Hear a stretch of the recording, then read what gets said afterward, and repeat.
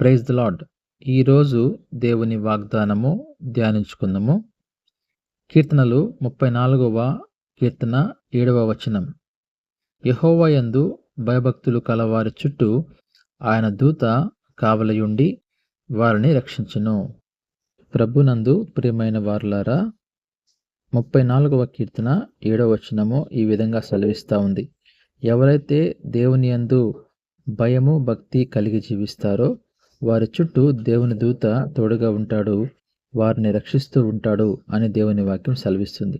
కనుక మనం కూడా మన జీవితంలో, మన జీవిత ప్రయాణంలో మనము ఎప్పుడు కూడా దేవుని యందు భయము మరియు భక్తి కలిగి జీవించాలని ఈరోజు మనము ఈ వాక్యం ద్వారా నేర్చుకుంటున్నాం.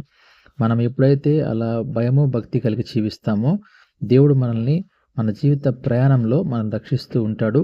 మనకు ఎటువంటి ఆపద రాకుండా ఆయన దూతను మనకు తోడుగా ఉంచుతాడు.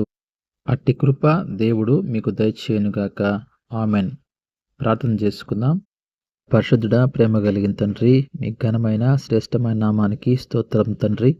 ఈ ఉదయకాల సమయంలో ప్రభువా 34వ కీర్తన 7వ వచనం ద్వారా మీరు మాతో మాట్లాడిన మాటలను బట్టి మీకు స్తోత్రములు.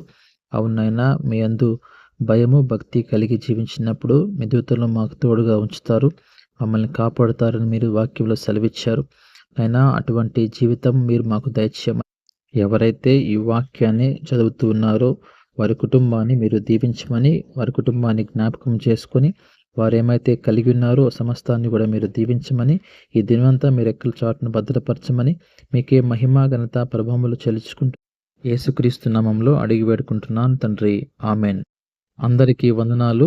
దేవుడు మిమ్మల్ని మీ కుటుంబాలని దీవించునుగాక. ఆమెన్.